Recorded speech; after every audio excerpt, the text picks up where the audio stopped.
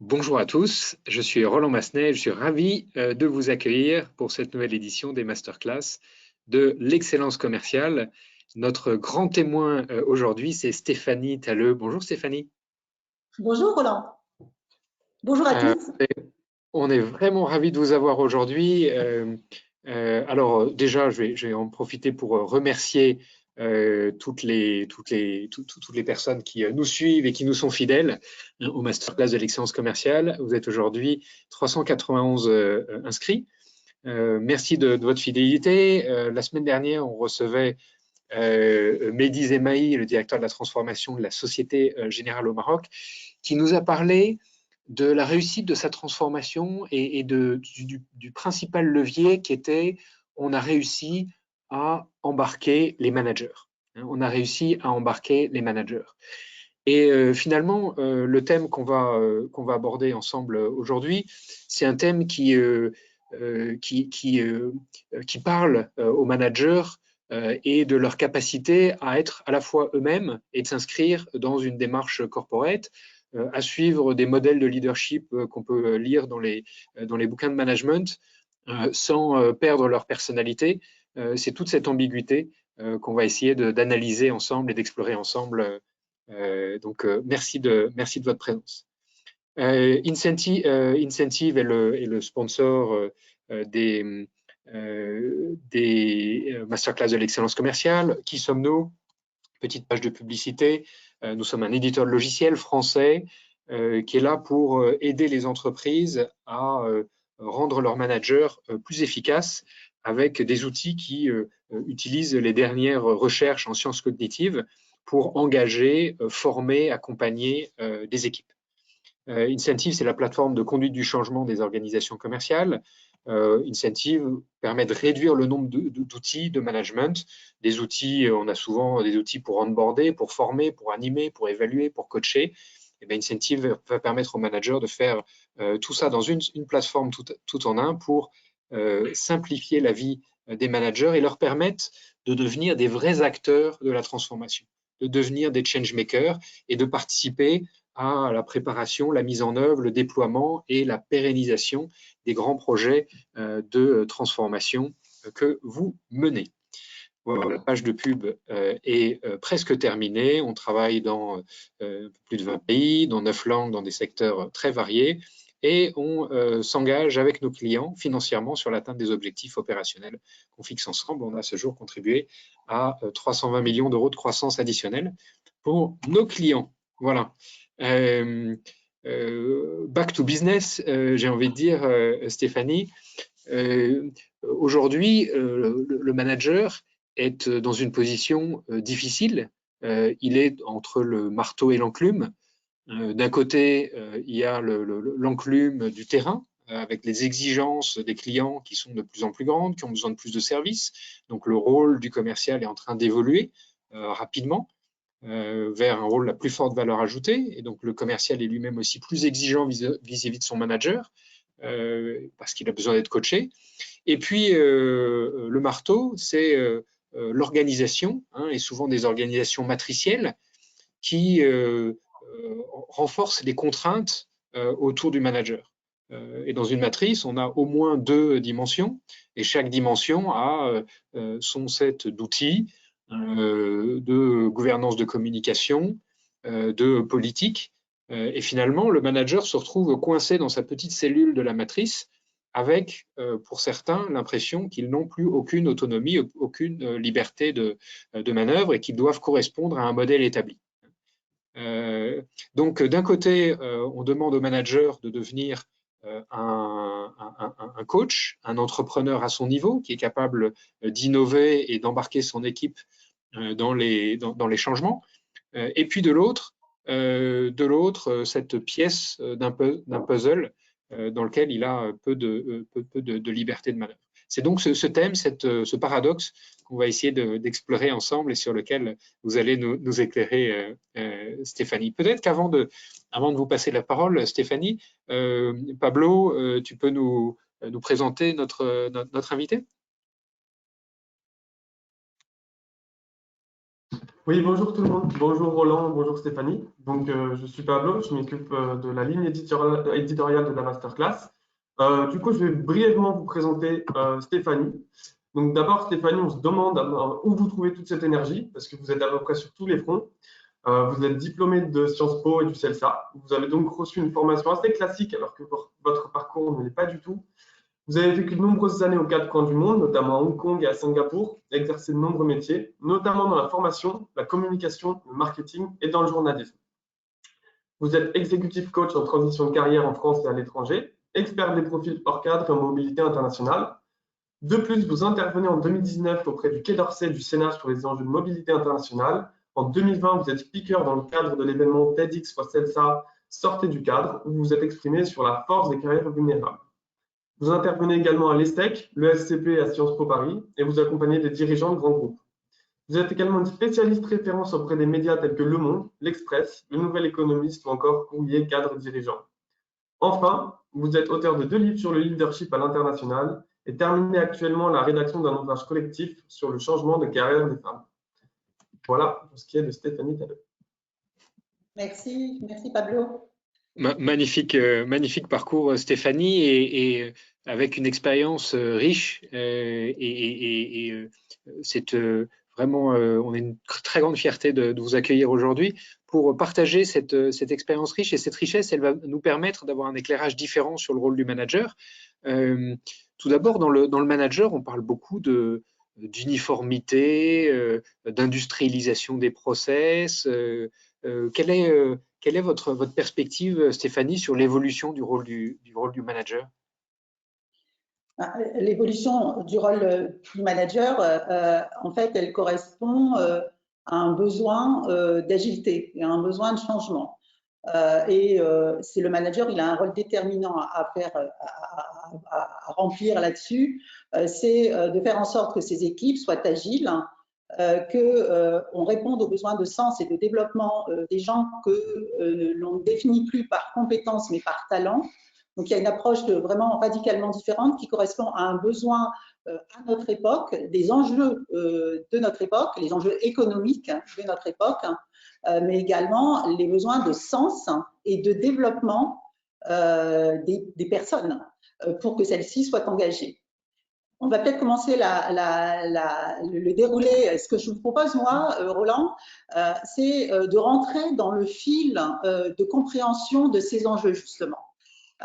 Et de voir comment, en fait, vous, manager, comment trouver le fil du rasoir qui nous permet de trouver la bonne voie entre le besoin de singularité, de prendre sa place, d'être soi au travail, et le rapport, enfin le besoin en fait d'anticiper sur le risque que l'on perçoit à prendre cette posture, parce que effectivement être trop la personnalisation, l'ultra-personnalisation, l'ultra-singularité peut être contraire aux enjeux de l'entreprise. Et donc, il y a cet équilibre à avoir, et cet équilibre, en fait, on arrive à l'avoir intérieurement au fur et à mesure qu'on se connaît et qu'on comprend l'environnement, c'est-à-dire qu'on comprend comment on fonctionne et qu'on comprend l'environnement dans lequel on est aujourd'hui en 2021 en France et dans ce monde mondialisé.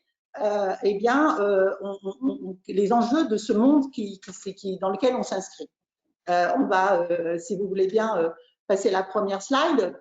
Roland, voilà, aujourd'hui, on a été de tout temps, et nous, spécifiquement en France, conduit dans une logique d'uniformisme. L'uniformisme, et on l'a tous entendu, hein, la manière dont on a été éduqué, la manière dont on a été formé, et les réflexions que nous avons, moi, les gens, quand ils viennent me voir, c'est qu'est-ce que mon CV dit de moi, comment puis-je, disons, rassurer sur un CV qui est imparfait, est-ce que j'ai coché toutes les bonnes cases, est-ce que j'ai toutes les compétences pour acquérir ce poste, pour être manager ou pour accepter ce poste ou pour demander ce poste. Et on a un fonctionnement, une réflexion où on se met dans des cases par métier, par secteur et par statut. Hein. Donc, il y a, au fur et à mesure, on se définit et donc on se désingularise au fur et à mesure de notre formation. On finit par avoir un jargon de métier, un langage corporate, un jargon d'entreprise, une culture de métier, et finalement en s'enfermant dans un chemin qui nous éloigne de notre singularité, qui dépersonnalise notre fonction et qui nous acculture vers un métier ou vers un secteur. Et tout cela correspond à une logique et qui est une logique d'industrialisation des RH. Alors, industrialisation des RH, c'est quoi? Eh bien, c'est le besoin que les ressources humaines ont eu de sécuriser tout ce qui a trait à l'activité humaine dans l'entreprise et de la dépersonnaliser. Pourquoi? Eh bien, à quoi ça sert? Ça a une fonction, évidemment, et ça a une fonction vertueuse. Ça permet d'assurer la récurrence de la qualité. À partir du moment où il y a beaucoup de gens qui doivent faire une même tâche et que celle-ci doit être coordonnée au sein de l'entreprise, c'est important, quand on embauche quelqu'un, bien qu'on mette en place des procédures qui sécurisent le client sur la qualité de ce qu'il va recevoir, et puis qui le protègent et qui protègent l'ensemble des salariés. Ça sécurise également le recrutement, ça permet en fait toute cette industrialisation des RH, ce que moi j'ai nommé l'industrialisation des RH, et au fond, en préparant cette compte, je me suis dit, tiens, c'est ça au fond qui est arrivé. Ça permet de sécuriser la qualité du recrutement, et souvent les managers, quand ils recrutent, ben, ils ont envie d'avoir quelqu'un de directement opérationnel. On oublie dans le management qu'il y a cette fonction de développement des profils. Pourquoi? Parce que c'est pas facile de développer des profils, surtout aujourd'hui, puisque maintenant les profils ont besoin de se développer sur des critères de motivation interne et plus externe. Et donc il y a une approche RH qui est plus compliquée, plus personnalisée, et donc l'industrialisation RH permet finalement d'avoir quelqu'un directement opérationnel sur lequel on n'a pas besoin de formation longue, qui va être vite performant, et donc on est sur les carrières linéaires. Donc cette dynamique va éloigner également l'approche au singulier des gens. Et ça va également permettre la qualité du management, parce que quand on met en place des procédures managériales, des procédures de recrutement, des critères, ça sécurise la qualité du professionnalisme, le professionnalisme de l'approche humaine, et ça sécurise aussi les gens. Donc, vous voyez, ça enferme dans une uniformisation, mais en même temps, ça protège les gens. C'est ça qu'il faut comprendre, c'est que les processus protègent les gens. Ils protègent vos clients, ils protègent les gens de tout ce qui est… L'approche humaine est forcément imparfaite, et donc il y a ce risque qu'on maîtrise. Donc c'est positif aussi, c'est vertueux. Donc tout cela va donc créer des procédures managériales, des procédures RH, des procédures opérationnelles qui nous amènent à la situation où on est aujourd'hui. Ce qu'il faut savoir aussi, c'est que ça correspond à une vision française. Je suis consultante interculturelle, et donc cette approche est aussi extrêmement importante. En France, on pense, la culture française ne favorise pas la singularité, elle favorise la linéarité, elle favorise la reconnaissance par le métier. De tout temps, les corporations ont été très importantes dès le Moyen-Âge en France. On réfléchit les métiers sous le biais, la vie professionnelle sous le biais des métiers, on les réfléchit sous le biais des codes des métiers, donc on finit par mettre les gens dans des cases. Il y a une culture de la linéarité, c'est-à-dire ce que tu as fait a un impact direct sur ce que tu vas devenir après. On a un rapport distancié au risque, et aussi un besoin avec notre rapport à la hiérarchie. On est dans un pays de distance hiérarchique forte. On a besoin de se sentir adoubé par un groupe et de se sentir légitimé par un groupe. Or, la singularité va à l'inverse de cette démarche. La singularité, c'est de dire j'ai compris qui je suis, j'ai compris ce qui a de la valeur pour moi, j'ai compris ce vers quoi je veux m'engager, et c'est moi qui décide de mon style. C'est moi qui décide de mon identité, je la comprends et je la façonne, je la cisèle. Donc, il y a une approche proactive. Et du coup, on s'éloigne de la vision française, on s'approche d'une vision nord-américaine qui est deviens qui tu es, et c'est toute l'approche de coaching, hein, deviens qui tu es, yes I can, c'est la culture pionnière, la culture des apparences positives, la culture d'un pays où on décide qui on est et où on fait en sorte de devenir, une culture très individualiste, et la singularité, elle va davantage vers ce mouvement-là. Donc, il y a cette difficulté à sortir en fait du cadre français, qu'il faut dire.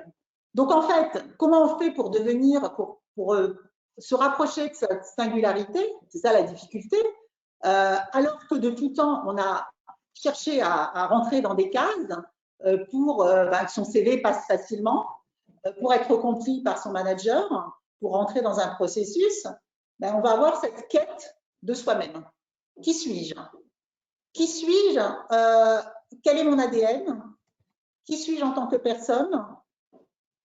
Qui suis-je en tant que directeur commercial?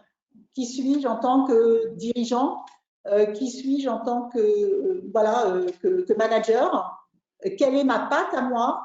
Qu'est-ce que j'ai envie d'accomplir dans mon métier? Quel style j'ai? Qu'est-ce que j'ai envie d'apporter? Quelle mission je me donne? Ça, c'est quelque chose qui demande une prise de recul, une compréhension de comment on fonctionne, de ses talents, de sa zone d'excellence, de son encre de carrière. Vous voyez, on rentre dans toute une série de vocabulaires qui s'éloignent très, très fortement du bilan de compétences à la française et de la démarche que nous avons eue pour arriver à ce que nous sommes aujourd'hui. Moi, je reçois pas mal de gens qui ont, et j'accompagne pas mal de gens qui arrivent avec des super carrières, ils ont des très beaux postes, ils ont gravi des échelons, et puis au fond, ils ont l'impression d'avoir vécu dans le regard des autres, de s'être développé dans le regard des autres, d'avoir répondu aux besoins des autres, à ce que l'entreprise attendait des autres, mais avec ce constat également qu'ils vivent une vie professionnelle qui ne leur ressemble pas, et avec ce besoin enfin de tracer sa voie. C'est étonnant, c'est encore plus difficile hein, pour eux parce que ils ont un salaire, ils ont un statut, ils ont une image dans l'entreprise, et puis il faut aller sortir de cette zone de confort et de cette zone de reconnaissance. Donc la démarche d'individualisation pour trouver sa singularité, elle n'est pas facile parce qu'il faut sortir de sa zone de confort. Quand on est déjà sorti de sa zone de confort, c'est ce qui m'est arrivé à moi quand j'ai commencé à travailler sur ce sujet, je n'étais pas dans ma zone de confort. C'est plus facile parce que on est obligé. Mais quand on est sur sa zone de confort, c'est plus difficile parce qu'on est dans une situation où on a de la reconnaissance en interne. Donc ça, cette individualisation, elle va être plus difficile à trouver pour ces gens-là qui ont un statut en fait, un statut et qui sont dans ce cadre. Donc comment faire en tant que manager, en tant que cadre, pour connaître sa singularité, pour arrêter d'être celui qui crache des procédures, qui se rassure avec des procédures. Comment connaître son style? C'est ça, en fait, le grand challenge qui consiste en fait à la fois à comprendre qui je suis et aussi à le réintégrer dans le cadre dans lequel je travaille. Je travaille pour des clients, je travaille pour mon équipe, je travaille pour une organisation, et en fait à faire la symbiose entre cette singularité et l'écosystème. C'est ça qui est la clé. Et donc, la première étape, ça va être, qui dit individualisation dit différenciation. Et là, ça aussi, ça va être difficile parce que à partir du moment où on se différencie, on a le risque de ne pas être accepté. Et c'est ça le frein, de ne plus être reconnu en interne et même en externe, au sein de sa famille, et de ne plus être accepté. Et donc, il va falloir qu'on trouve un nouveau langage qui est le nôtre, une appropriation des procédures pour se les approprier. Et comme on est manager et comme on a des clients, il faut qu'en fait, on se les approprie également dans le respect de qui sont les gens dans notre équipe, qui est-ce qu'il y a dans mon équipe et qui sont mes clients. Et en fait, vous voyez, quand je parlais dans les livres de coaching, on a toute cette idée de trouver sa singularité, mais le vrai défi, c'est de garder la symbiose avec son environnement. Et pour un directeur commercial, pour un manager, son environnement, c'est l'organisation, l'entreprise, c'est l'équipe et c'est les clients pour des directeurs commerciaux, c'est-à-dire les gens pour qui on travaille. Et donc, ce trio, c'est ça qui fait la difficulté, mais c'est ce qui fait aussi le sel de notre singularité. C'est de faire cette symbiose, cette acculturation avec son environnement. C'est ça qui est intéressant parce que trouver sa singularité tout seul, c'est rester seul. Et on réussit avec les autres. Donc, c'est ça, cette grande difficulté. Et donc, l'enjeu, c'est de le faire en gardant la communication et en continuant d'être accepté. Donc, la question, ça va être l'adaptation.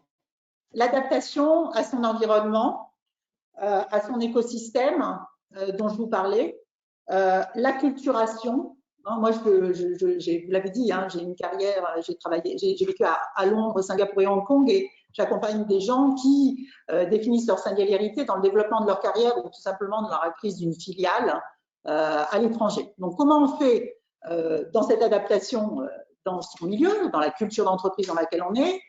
Vous avez parlé des matrices tout à l'heure, c'est très intéressant parce que l'adaptation et être soi au travail va être, et donc la capacité à fédérer autour de ce qu'on va impulser dans l'entreprise en tant que manager, mais aussi en tant que personne business développeur et directeur de mission, doit se faire dans le respect de son écosystème, et ça va être différent quand on est dans une structure triangulaire et différent quand on est dans une structure matricielle. Voilà. Et justement, quand on travaille sur sa singularité, comme elle doit se déplier dans un environnement, il faut avoir ce qu'on appelle une intelligence contextuelle. Qu'est-ce que je comprends de mon système, le système dans lequel je travaille, comment il fonctionne, et en France, il faut comprendre comment il fonctionne de manière informelle et comment je fédère. Donc, c'est là la difficulté. C'est peut-être très conceptuel et je vais utiliser Roland pour ne pas hésiter à me challenger sur l'opérationnel parce que c'est conceptuel. Nous sommes un pays très conceptuel en France, donc pour comprendre ce qui se passe et le chemin à avoir, il faut passer par les concepts. Mais vos questions et peut-être les challenges et les questions de Roland ici au fil de mon exposé peuvent permettre, n'hésitez pas surtout, et nous aurons des questions par la suite. Et c'est ça, c'est cette adaptation qui va être la clé, Roland. Et alors Stéphanie, vous parlez de matrice, il y a beaucoup de managers ou de directeurs commerciaux, de BU qui nous disent « je suis enfermé dans la matrice et la matrice m'empêche d'accompagner le changement rapide de mes équipes. Je suis prisonnier de la matrice. » Comment est-ce qu'on se libère de la matrice? Comment est-ce qu'on retrouve l'utilité d'un leader au sein d'une organisation très structurée? Alors, en fait, il est important de comprendre, d'identifier parfaitement le cadre de votre action. J'accompagne des gens qui sont dans ce cas-là. Si la matrice, elle a une culture, elle n'a pas une culture de la singularité et du changement, de l'agilité, ça va être aux dirigeants et à la matrice elle-même, à un niveau hiérarchique supérieur au vôtre, de faire le changement. C'est intéressant parce que moi, je suis sur un sujet comme ça dans une entreprise, dans une matrice, dans un grand groupe. Donc, il y a un moment, il faut comprendre que si la matrice ne correspond pas à votre manière de fonctionner, j'ai envie de dire, il faut la quitter. Donc, soit on la change de l'intérieur, soit on la change autour de soi, soit on va générer une capacité d'influer, mais il faut arriver à un certain niveau hiérarchique, il faut convaincre. Il faut qu'il y ait un changement structurel. Et être dans une matrice, vous souhaitez une culture du changement, une culture de la singularité dans un grand groupe qui n'incarne pas, qui ne met pas en place les moyens, il faut se poser la question de savoir est-ce que je suis faite pour cette matrice? C'est très clair. Parce que après, si vous montez en niveau hiérarchique, et il se trouve que moi, j'accompagne des gens qui montent et qui du coup peuvent, et qui d'ailleurs utilisent cette force, cette compréhension de leur mission pour incarner le changement qu'ils veulent faire dans leur entreprise. Ça, et on va le voir dans une taille un peu plus, c'est comment on crée un leadership, comment on arrive avec un regard neuf dans un grand groupe et comment on va incarner un changement qui, s'il résonne avec le grand groupe, ben, va vous permettre de gravir les échelons et de prendre le poste qui vous permettra d'influer sur la matrice. Mais il faut être très clair, si vous restez dans votre cadre et que tout est fait à l'encontre de cela, vous n'allez pas pouvoir, à votre niveau hiérarchique inférieur, changer la culture de la matrice. Après, comment vous, on peut être dans une matrice qui n'a pas cette culture, on peut être dans un grand groupe, une entreprise qui fonctionne très mal et avoir une très belle carrière dans une entreprise qui fonctionne mal et développer son projet, enfin développer son identité et son chemin dans un secteur en crise. On dissocie. Aujourd'hui, en fait, ce qui est intéressant, c'est qu'on peut parfaitement dissocier sa carrière de l'entreprise, de l'organisation dans laquelle on est. C'est ce qu'on appelle le principe des carrières nomades, hein, des carrières en treillis, des carrières disruptives. C'est-à-dire que vous pouvez être dans une organisation que vous utilisez comme outil pour développer votre identité professionnelle. Mais ça, vous le voyez, ça nécessite une prise de recul et au lieu de se dire c'est les RH qui vont gérer ma carrière, de piloter soi-même sa carrière. Donc ça nécessite, en marge de son travail d'opérationnel dans la journée, d'avoir une réflexion beside sur le développement de ses talents et de sa carrière. C'est ce qu'on fait avec les clients, en fait. Donc, je ne sais pas si j'ai répondu à votre question, mais elle est complexe. Hein, oui, tout à fait. Tout à fait. Donc, en fait, à chaque fois, on s'intéresse à la personne, on voit, en fonction de sa situation, comment elle peut interagir dans la matrice, en fonction de sa fonction. Le mot-clé suivant que vous avez choisi, c'est utilité. Utilité, c'est mettre l'entreprise à son utilité pour le développement de sa carrière. C'est ça que vous entendez par utilité? Oui, et alors là, on va effectivement, bravo Roland, on va aller sur, voilà, on va être très agile dans cette présentation. Souvent, et c'est ce que nous impulsent les livres de coaching, c'est, et d'ailleurs ce qu'on entend souvent, c'est l'entreprise, elle est là pour me développer. Non, l'entreprise, elle est là pour faire de la performance économique, pour satisfaire ses clients et pour être rentable économiquement. Et elle utilise votre développement pour vous retenir, pour vous faire progresser, pour faire monter en compétences et s'appuyer sur les acquis issus de leurs collaborateurs à travers leur parcours en interne, pour créer cette performance et pour répondre aux attentes des clients et pour être rentable économiquement. Et donc, ce qui est important, c'est de comprendre, vous, chacun d'entre nous, de se dire comment moi je peux utiliser l'entreprise pour me développer. Et les grands groupes, ils sont souvent super forts là-dedans. Et ensuite, comment je peux utiliser mon manager, comment je peux utiliser les RH pour me mettre en pouvoir de me développer, mais en gardant dans l'esprit que la priorité et ce pourquoi je suis payé au départ, c'est pour ces priorités, c'est pour ces besoins, pour répondre aux besoins de l'entreprise. Premier, ce que je vous ai énoncé tout à l'heure, la rentabilité économique. Et le respect du cadre, il est extrêmement important. Parce que penser que l'entreprise, elle est là pour vous rendre heureux ou pour vous développer avant tout, non. C'est vous qui devez vous rendre heureux, c'est vous qui devez vous développer en utilisant les outils dont l'entreprise, dont votre manager, dont les RH qui sont à votre disposition. Et ça, c'est ce qu'on appelle l'empowerment. Et j'ai répondu à votre question, Roland? Oui, tout à fait, tout à fait. Voilà. Je regarde ma montre et on avance à grands pas dans cette masterclass. Il y a quelques autres mots-clés que vous avez sélectionnés, lesquels j'en passe quelques-uns. Après utilité, Your Way, leadership, marque, gestion des talents, équipe, Oui. engagement. Il nous reste à peu près 5 minutes ensemble, quels sont les mots-clés qui sont pour vous le plus important aujourd'hui pour les managers qui ont envie de trouver leur voie singulière entre j'ai envie d'être un bon soldat et j'ai envie de contribuer au succès économique de l'entreprise et parallèlement j'ai envie de développer ma carrière et de m'épanouir personnellement?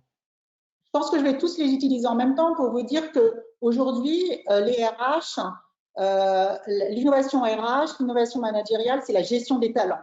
Et le talent, c'est quelque chose avec lequel vous êtes né, que vous avez en vous, et alors que les compétences, c'est des choses qu'on acquiert. Donc, vous voyez qu'il y a vraiment un changement de vision dans les RH. On est passé de la gestion prévisionnelle des compétences et des emplois à la gestion des talents. C'est processé dans les entreprises. Hein. Donc, les RH, ils sont là-dedans. Donc, vous êtes parfaitement légitime à développer votre singularité. Et donc, mais vous êtes un acteur.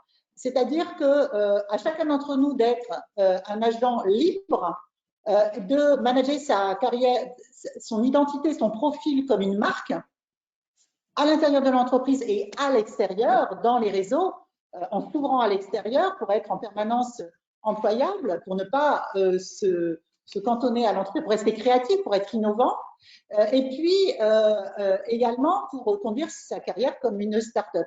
Et en tant que manager, ce qui est fondamental, c'est de bien comprendre que ce que vous voulez pour vous, vos collaborateurs le veulent pour vous, ils en ont besoin.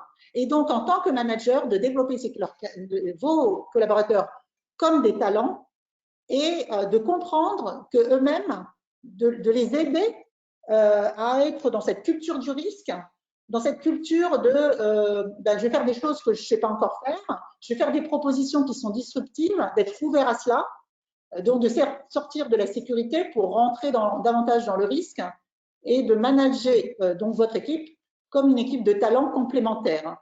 Voilà. Et aussi, le job du manager, c'est de mettre en mots cette complémentarité, certes, de hard skills, mais de soft skills. Et qu'en quoi l'équipe forme une équipe complémentaire avec ses regards croisés sur à quoi je sers, sur ces deux dimensions hard skills et soft skills, et sur l'engagement. Ce qui fait qu'on va avoir son utilité dans l'entreprise, c'est deux choses, c'est ses compétences et ses talents, auxquels il faut être ouvert, mais aussi ce pourquoi je veux m'engager. Qu'est-ce que moi, personnellement, Stéphanie Talleux, dans cette entreprise, qu'est-ce qui a du sens pour moi-même en tant qu'individu et qui rejoint le sens des enjeux de l'entreprise. Je pense que j'ai utilisé pas mal de ces mots. Ça, c'est vraiment une perspective différente. Quand on entend engagement dans les entreprises, on est toujours sur l'engagement de l'équipe, l'engagement au service de l'entreprise. Ce que vous nous dites aujourd'hui, c'est que l'engagement, c'est aussi ce sur quoi moi j'ai envie de m'engager. Donc c'est une vision finalement à la fois plus holistique et plus personnelle de l'engagement, qui permet de retrouver du sens dans un environnement où on est un peu prisonnier de cette matrice. C'est ça Absolument. À la fois Stéphanie dans le rapport du collaborateur avec l'entreprise et dans le rapport du collaborateur avec son manager et donc du manager avec son collaborateur et avec l'entreprise, il y a la jonction. Ce qui est important, c'est de trouver la jonction, le point d'intersection entre l'engagement personnel, l'engagement par exemple personnel de Roland dans le monde du travail. Et ça doit se croiser avec les enjeux de l'entreprise, avec l'engagement de l'entreprise. Donc, on est sur des valeurs communes, mais la personne ne va pas se fondre à l'entreprise. C'est un peu comme dans un couple. On est ensemble, on fait un truc ensemble, on fonctionne différemment, mais il y a des intersections et il y a un consensus sur les valeurs et sur ce pourquoi on va être engagé. Voilà, c'est cette difficulté. J'ai répondu à votre question, Roland? Oui. Ben, merci beaucoup, Stéphanie. On arrive, on est très, très rigoureux dans les masterclass de l'excellence commerciale parce qu'on sait que nos auditeurs ont des agendas très chargés. Et donc, notre promesse, c'est dans 30 minutes, vous êtes libre. Donc, on va conclure sur quelques éléments que vous nous avez partagés comme idée bonus. Tout d'abord, un TED Talk que vous avez donné au CELSA autour de sortir du cadre, c'est votre grande mantra, votre grande thématique qui est disponible sur YouTube. Vous avez l'adresse dans la présentation. Et puis ensuite, deux articles. Un premier article, Thinking Outside of the Box, pourquoi et comment, dans le programme d'entrepreneuriat créé par Danone, sur le site ifprogramme.com. Et puis un autre article sur le même sujet, Why You Need to Think Outside of the Box, du blog Entrepreneur, qui permet de continuer à cultiver finalement sa différence dans des environnements de plus en plus contraints. Un grand merci à tous de votre fidélité. Je vous donne rendez-vous la semaine prochaine pour ceux qui doivent nous quitter maintenant avec Ngoc Nguyen qui a sorti un livre il y a quelques semaines, Weird Culture Kids, qui nous parlera de manager des cultures différentes. Et c'est peut-être un sujet que dans les questions, on peut aborder ensemble, puisque vous êtes aussi une spécialiste des différences interculturelles. Oui, absolument. Vous savez, l'acculturation dont je vous parlais, un écosystème, moi je travaille beaucoup sur les changements de carrière, donc des gens qui vont sortir de grands groupes pour aller travailler dans des organisations internationales, il y a forcément une acculturation, même si on continue de travailler en France et en français. Effectivement, ça paraît une évidence quand on travaille avec des gens de cultures nationales différentes, mais une grande partie de la singularité, c'est de comprendre que les jeunes fonctionnent différemment, même s'ils sont français. Donc, à partir du moment l'autre nécessite une acculturation. Moi, quand j'arrive dans votre écosystème incentive, vous avez un type de fonctionnement, des procédures, voilà, différentes. Quand vous arrivez en tant que manager, quand vous êtes nommé dans une nouvelle business unit ou quand vous allez rejoindre une autre équipe ou intégrer une start-up interne, que sais-je, il y a forcément une acculturation. Donc, ce qui paraît évident pour les cultures nationales, et ceci dit, moi j'accompagne pas mal de gens souvent qui sont ingénieurs et qui disent, bah, vous savez, moi c'est un métier technique, donc la culture, ça n'a pas d'importance. Mais oui, mais non, la norme est culturelle. Donc, en fait, et d'ailleurs, il y a des grands éléments pour trouver sa singularité, c'est de se former à l'interculturel. Parce que la difficulté en entreprise, la difficulté en fait dans toutes les interactions, que ce soit avec les clients, avec le manager ou avec le dirigeant, c'est de travailler avec l'autre, avec un autre qui fonctionne différemment. Et il n'est pas que ça, c'est pas l'autre, ce n'est pas que l'autre d'une culture étrangère, c'est l'autre. C'est chacun d'entre nous qui sommes ici en train d'échanger. C'est moi avec mon langage de consultant, c'est moi avec mon langage d'expert RH, c'est moi avec mon langage de coach, même si je fais toujours des efforts pour m'en éloigner, c'est moi avec mon langage peut-être parfois conceptuel, et c'est cette interaction et cet échange qu'on doit faire. Oui, ça c'est sûr, c'est fondamental. Pour moi, c'est le fil de ma vie, évidemment. Oui. Alors, si vous voulez poser des questions, n'hésitez pas. Vous avez une interface sur la droite, l'interface GoToWebinar. Vous pouvez poser directement vos questions et Pablo va nous les transmettre. Je vois une première question autour de la matrice génère souvent des conflits. Avez-vous un conseil d'outils pour gérer les conflits qui en résultent? Est-ce que vous avez des outils de gestion, de résolution de conflits à suggérer à nos auditeurs? Énormément. Alors, la matrice génère souvent des conflits. Il y a plusieurs éléments. Souvent, je vous le dirais très franchement, souvent on communique par mail. Je vais vous donner des trucs très très opérationnels. Souvent, puisqu'on a été très conceptuel, souvent on communique par mail. Alors là, moi je vous conseille rien de tel que décrocher son téléphone ou prendre l'escalier et monter à l'étage pour parler avec la personne en one-to-one. D'autant qu'en France, nous sommes dans une culture de l'alchimie interpersonnelle et du relationnel. On n'est pas aux États-Unis, c'est eux qui ont inventé le mail, donc se parler directement. Et puis ensuite, autre point, comprendre la vision de l'autre, c'est-à-dire être dans une écoute active et aller l'écouter et entendre ses émotions, il vide son sac et reformuler pour adopter son logiciel de pensée. Comprendre quels sont ses enjeux, comprendre quelles sont ses difficultés, quelles sont ses objections et en parler. Alors, avec cela, j'ajouterais que dans les matrices, beaucoup de gens, moi je travaille beaucoup sur le sens politique et sur les inconvénients des jeux politiques en entreprise. Et il y a des gens qui sont individualistes. En entreprise, on a des gens qui sont carriéristes personnels, qui sont individualistes, et il y a des gens qui sont orientés résultats, qui sont orientés projet. Donc c'est très binaire ce que je vous raconte, mais en fait, quand vous avez quelqu'un qui est orienté autour de l'objectif et une autre personne à côté qui a juste envie de générer des la certitude du pouvoir qu'elle met à son profit, forcément, il y a du conflit. Donc là, il va falloir avoir des stratégies parce qu'on n'est pas sur le même objectif. Ça arrive souvent dans l'entreprise, c'est que moi, toutes les semaines, je traite ces sujets. Et donc, comme on n'est pas sur le même objectif, il va falloir faire une communication très agile. Tout passe par la communication, en fait.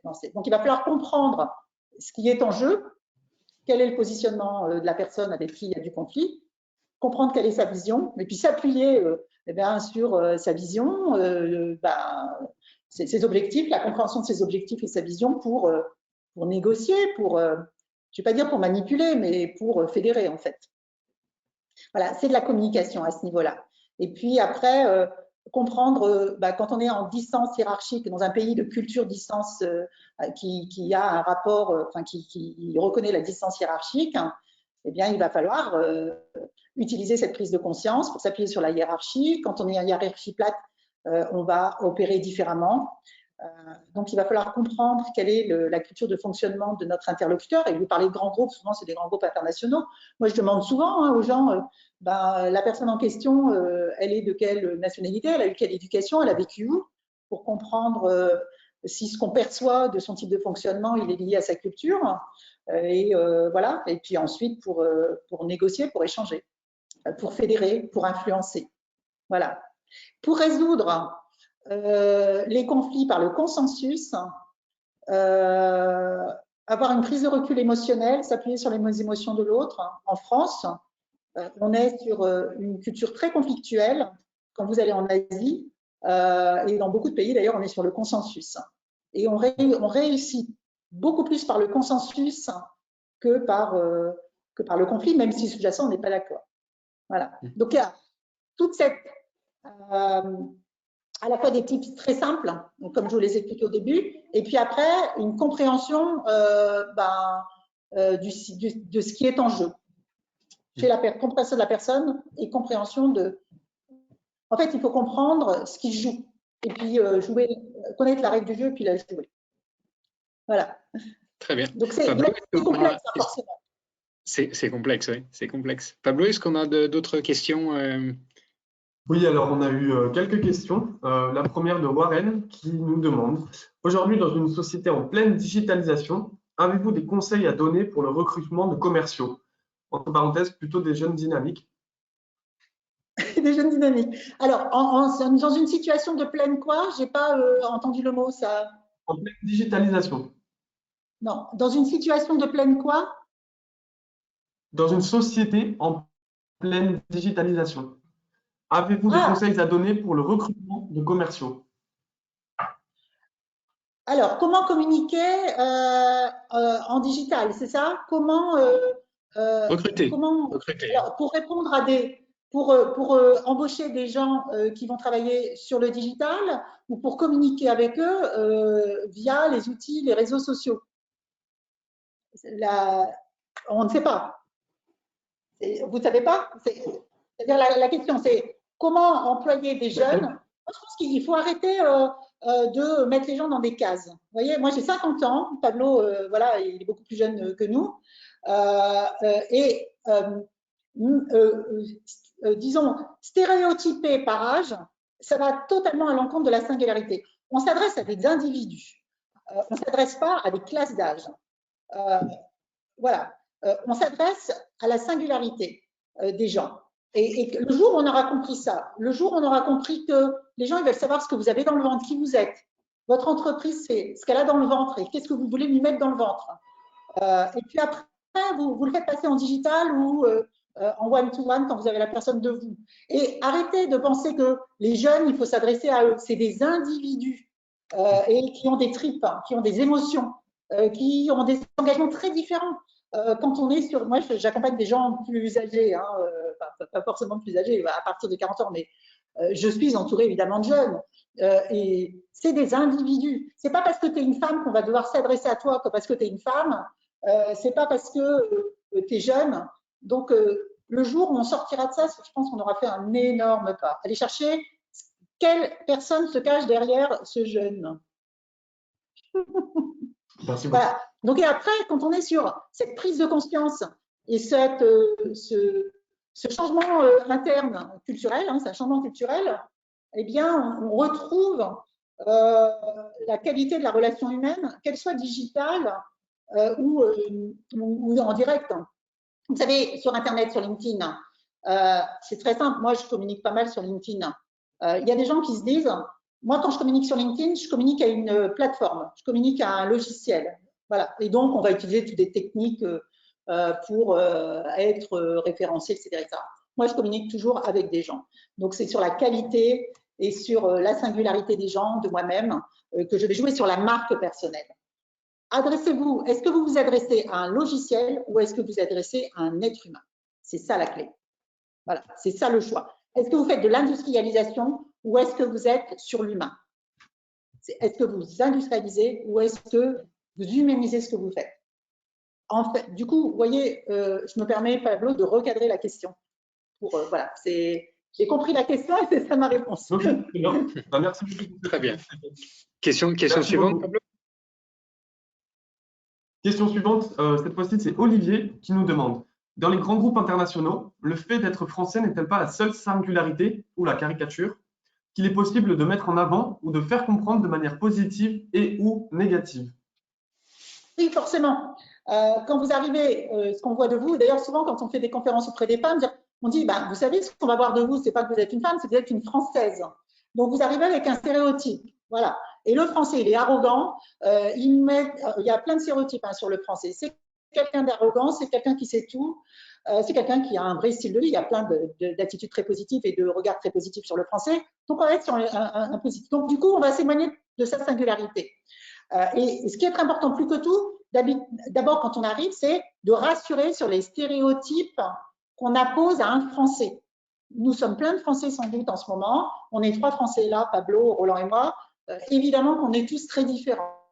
Et donc, ce qui constitue notre singularité, c'est toute une série d'appartenances françaises, régionales, de formation, etc., etc. Et évidemment la personnalité. Donc, il va falloir rassurer d'abord sur les stéréotypes qu'on appose aux Français, dire voilà, je ne suis pas arrogant, je suis capable de mener une réunion de manière efficace, je suis capable d'écouter les autres, je suis capable d'avoir une vision non ethnocentriste d'un sujet. Or, souvent, en France, on est ethnocentriste, pour balayer évidemment très rapidement ce qu'on peut apposer à un Français. Et puis ensuite, compréhension de qui j'ai en face de moi, comment il fonctionne, comment fonctionne un Nord-Américain, comment fonctionne un Hongkongais, comment fonctionne un Japonais, comment fonctionne un Argentin, et donc comprendre ce qui va avoir de la valeur pour lui, ce qu'il va voir, ce qui va avoir de l'importance. Donc ça, c'est extrêmement important pour nouer le contact, pour créer la confiance, pour tout simplement qu'il y ait de l'échange. Et ça, c'est qu'on fait dans la formation interculturelle, qui est totalement méconnue chez les Français. Et de là, et c'est surtout ce qui est important, c'est s'adapter sans se suradapter. Voilà, pour faire après émerger en fait votre leadership qui est forcément lié à votre singularité. Rester soi-même. Et ben, on va rester sur cette très belle phrase, Stéphanie. Un immense merci d'avoir animé ces masterclass de l'excellence commerciale. On était ravis de vous accueillir autour d'un thème si inspirant. Leader, comment rester soi-même dans des environnements qui nous donnent de plus en plus de contraintes. On va poursuivre cette discussion la semaine prochaine avec Ngoc Nguyen, qui nous parlera de son dernier ouvrage Weird Culture Kid, Managing Different Cultures. C'est une masterclass qui sera donc en anglais. On vous donne rendez-vous donc la semaine prochaine. N'hésitez pas à vous inscrire, même si vous ne pouvez pas participer, ou vous recevrez en vous inscrivant le lien du replay. Voilà, un grand merci à tous de votre fidélité. Un grand merci Stéphanie pour votre présence. Ça a été un bonheur de vous avoir aujourd'hui. À bientôt. Merci beaucoup.